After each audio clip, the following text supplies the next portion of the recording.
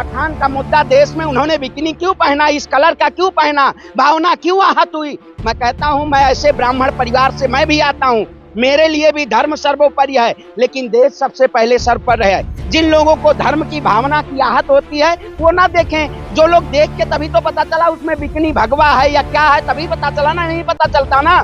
तो साध्वी प्रज्ञा से पूछिए, आप ऐसी मूवियों को क्यों देखने जाते हैं। जो मुझे पसंद नहीं वो मत देखे, जिसको पसंद है वो देखेगा ना। आप पूरे देश में लगाम तो नहीं लगा सकते ना। आप हमारी शब्दों पे लगाम लगाने आए, आप देश की जनता की कलम पे लगाम लगाने आए, आप सभी लोगों के ऊपर लगाम लगाते जा रहे हैं। आप कोई सवाल ना पूछे, कोई देश के प्रधानमंत्री के जो सवाल का जवाब ना दे जो उन्होंने वायदे किए थे, तो ये नहीं हो सकता। आप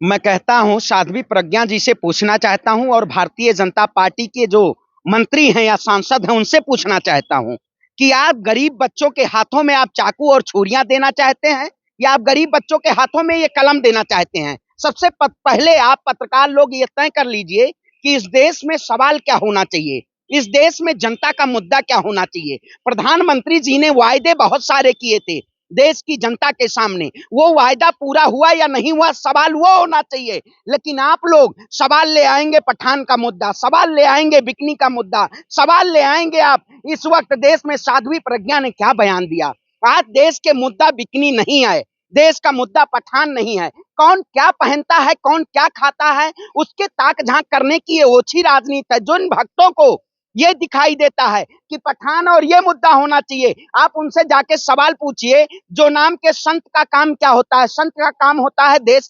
जनता को मार्गदर्शन देना, अपने लोगों को मार्गदर्शन देना। लेकिन संत क्या काम करता है, संत सत्ता पे बैठने का काम करता है। आज देश में ऐसे मुद्दे हैं, प्रधानमंत्री मोदी जी ने कहा था बहुत हुआ युवाओं पे अत्याचार, अब की बार मोदी सरकार। आखिर युवाओं को रोजगार मिला। बहुत हुआ महिलाओं पे अत्याचार, अब की बार मोदी सरकार। आखिर महिलाओं को सम्मान मिला, ये आप नहीं पूछेंगे, ये स्ट्रीम मीडिया नहीं पूछेगी। आज ये पूछेंगे कि पठान का मुद्दा देश में उन्होंने बिकिनी क्यों पहना, इस कलर का क्यों पहना, भावना क्यों आहत हुई। मैं कहता हूं, मैं ऐसे ब्राह्मण परिवार से मैं भी आता हूं, मेरे लिए भी धर्म सर्वोपरि है, लेकिन देश सबसे पहले सर्वोपरि है। जिन लोगों को धर्म की भावना की आहत होती है वो ना देखें। जो लोग देख के तभी तो पता चला उसमें बिकिनी भगवा है या क्या है, तभी पता चला ना, नहीं पता चलता ना।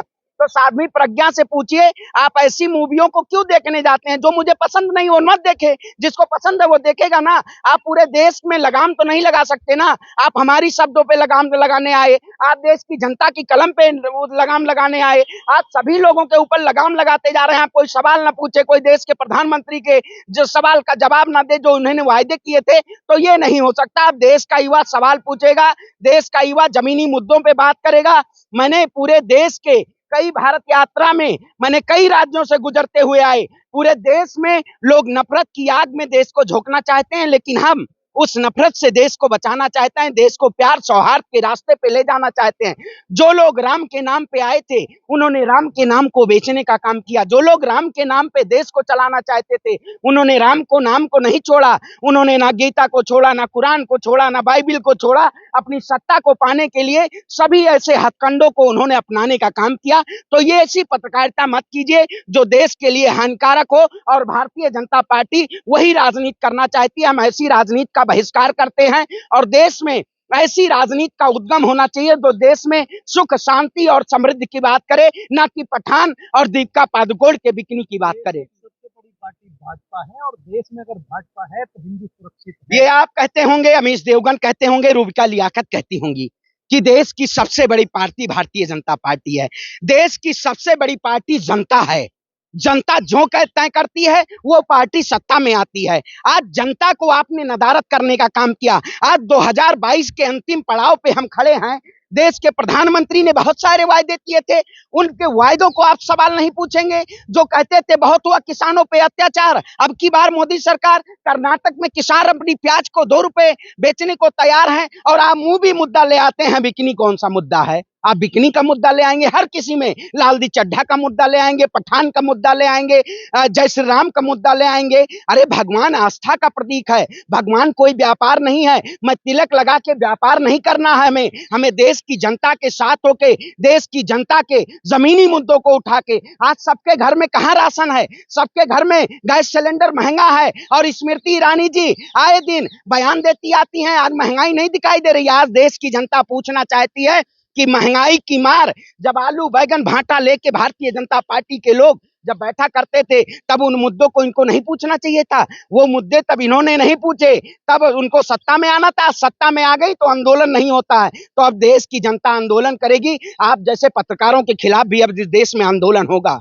आपने देश के मुद्दों को नहीं दिखाया है, आपने देश की राजनीति में छल किया है, आपने देश की सरकार की गुलामी की है, और गुलामी ज्यादा दिन नहीं कायम रहती है, गुलामी सत्ता से बेदखल करने का काम करती है। और आप लोगों से भी पत्रकारिता के खींचीना जाएगा, क्योंकि आपने देश की जनता की आवाज को नहीं सुनाया, देश की जनता के हकों की बात नहीं आपने दिलाने का काम किया है। आपने मुद्दा दिया है पठान, बिकनी, ये राम, जय श्री राम, तलवार, चाकू, छुरी। आपने देश की जनता को कलम नहीं दिया। मोदी जी ने देश में लंका लगा दिया है, सत्यानाश कर दिया है। आप बताइए, रूबिका लियाकत हैं जो एक ट्वीट आता है तुरंत ट्वीट लेके बैठ जाती हैं। मोदी जी के खिलाफ आपने क्यों बोला? वो पत्रकारिता कर रही हैं। इस समय अमीश देवगन का जाके देखिए, कोई भी चलेगा, देश का हिंदू खतरे में है, देश का हिंदू आगजनी कर रहा है, देश के हिंदुओं बचो, देश के मुसलमान खतरा है देश के लिए। अरे भारत सभी का देश है, और सभी के साथ एक खड़े होके हमें अपने देश को बचाना है। रघुपति राघव राजा राम, पति तपावन सीताराम, ईश्वर अल्लाह तेरे नाम। आप जैसे पत्रकारों को सद्बुद्धि दे भगवान। नहीं दे, नहीं आप जैसे पत्रकारों, आप जैसे कौन कहा देश में हाथरस में देखिए, आप जैसे लोग मुमकिन बनाए हुए हैं, तभी को कहते हैं। आप जैसे पत्रकारों को भी जो गिद्ध जैसे खबर मिल जाती है और वही खबर चलाना चालू कर देते हैं। जो आपको खबर टीआरपी देगी वही खबर चलाएंगे आप। देश की जनता अगर आपको आवाज के जरिए अपने आवाज को उठाने का काम कर रही है तो वो नहीं दिखाएंगे। आज यही हाल है कि जिसे देश का चौथा स्तंभ कहा जाता है, लोकतंत्र के चौथे स्तंभ पत्रकारिता को कहा जाता है, वो बिक चुकी है। आज जनता खोज रही है, पत्रकार कहाँ से सच खबर ला रहे हैं। आज जनता यही पूछ रही है। आज तो झूठ की खबर चला रहे हैं, आज चला रहे हैं, पठान बिकनी चल रही है देश में, हैं? यही चला रहे हैं आप? नहीं नहीं, आप बताइए, यही चलाना चाह रहे हैं? नहीं, यही चलाना चाह रहे हैं आप? तो ये मत चलाइए। देश में किसानों की बात करिए, युवाओं की बात करिए, महिलाओं की बात करिए, देश में एकता की बात करिए, देश में सौहार्द की बात करिए, देश में शिक्षा की बात करिए। लेकिन आप ये मुद्दा चलाएंगे। मैं पत्रकार से भी कह देना चाहता हूं, मैं खड़ा वहीं होता हूं जहां सच की बात होगी। और कौन सी नई शिक्षा नीति लाई। नई शिक्षा नीति में कितने छात्रों को, आप मैडम क्या की हुई हैं, पत्रकारिता की हुई हैं? आपको स्ट्रीम मीडिया में जगह मिली, आज माइक लेके आप भटक रही हैं। आप देखिए, मोबाइल लेके आप चल रहे हैं। अगर आपके शिक्षा की अहमियत होती, अगर आपके योग्यता की अहमियत होती, तो आज आप कहाँ बैठे होगे? जो लोग दलाल पत्रकार बैठे हुए हैं वहां पे आप बैठे होते, क्योंकि आप लोग भी अगर चाटुकारिता नहीं सरकार करने दी तो आप यहाँ बैठे हुए हैं। तो जनता क्या चाहती है? जनता बेसिक मुद्दों पे बात करना चाहती है, जनता महंगाई पे बात करना चाहती है, जनता विकास पे बात करना चाहती है, जनता देश के प्रधानमंत्री से, क्योंकि अभिव्यक्ति की आजादी, हमें सवाल पूछना हक है। अगर लोग लगातार बदनाम करते पीएम मोदी को, नहीं देखिए, वो हमारे देश के प्रधानमंत्री हैं, हम जैसे जनता हैं, जनता को आवाज पूछने का हक है। देश के प्रधानमंत्री ही ने कहा था बहुत हुआ युवाओं पे अत्याचार, अब की बार मोदी सरकार। आप उठाइए सीएमआई की रिपोर्ट, बेरोजगारी तक देखिए, मैं डेटा के अनुसार आप सीएमआई रिपोर्ट उठाइए, रूरल अर्बन की बात करिए, आप हंगर इंडेक्स उठाइए, भारत आज कौन से स्थान पे है। मैं बस यही, क्योंकि एक देश की जनता हूं इसलिए मैं सवाल पूछता हूं। आप उठाइए कोई भी एजुकेशन, आप बताइए, रेलवे की बात करिए, आप रेलवे में कितने आज गैस की बात करिए, चारों तरफ आप सभी मुद्दों को उठाइए और सभी मुद्दों पे बात करिए। देखिए वही मैं कहता हूं ना। आप कौन? अब आप भी तो आप नहीं पूछ रहे हैं, आप सरकार से नहीं पूछ रहे हैं, आप जनता की आवाज को सरकार से नहीं पूछ रहे हैं कि आप मोदी जी ने, आपने ये बयान दिया था, आपने ये कहा था। आप बताइए, देश के प्रधानमंत्री ने ये कहा था कि मैं पठान का बच्चा हूं, आप गए पूछने देश के प्रधानमंत्री से आपने क्यों कहा था? लेकिन कुछ लोग अंधभक्त पठान की मूवी का कि ये कौन है, कौन क्या पहना है, इसका विरोध कर रहे हैं। तो ये मुद्दा नहीं है। रंग भेद, जाति, भाषा, मजहब, प्रांत, मैं ऐसे देश के कई राज्यों से गुजरते हुए आया हूं, जहां आप हिंदी भाषी में चले जाएंगे उनको हिंदी नहीं समझ आती। आप तमिलनाडु चले जाइए, केरला चले जाइए, जिस कर्नाटक का हिजाब का मुद्दा उत्तर प्रदेश में भुनाया गया, वहां कर्नाटक के लोग हिंदी कम समझते हैं, वहां नहीं, वहां कन्नड़ लैंग्वेज चलती है। लेकिन देश की जनता को समझाया क्या गया? आप बताइए, देश की जनता को समझाया क्या गया? आप 6 लैंग्वेज देश के प्रधानमंत्री भी नहीं बोल पाएंगे, ना कन्नड़ बोल रहा है, ना मलयालम, ना तमिल, ना तेलुगु नहीं बोल पाएंगे, लेकिन वहां का मुद्दा यहां देश की जनता के साथ भुनाया गया। तो आप भ्रांति मत फैलाइए। आप देश की जनता की असल मुद्दे अब चाहती है, देश ऐसे उजूल फिजूल के मुद्दे नहीं चाहती है। अब हम मुद्दों पे सवाल पूछेंगे, मुद्दों पे बात करेंगे। हमें ये जैसे मुद्दा रंग का, ये कौन है कौन क्या है, और ऐसे मंत्रियों को बर्खास्त किया जाए जो लोग इस देश के युवाओं को कहते हैं चाकू छुरी रखिए, आप कलम दबात मत रखिए, आप अपनी आवाज पैनी मत करिए। वो लोग, मैं कहता हूँ बीसीसीआई का बिल्कुल विरोध करेंगे, बिल्कुल विरोध करेंगे, सड़क पे उतर।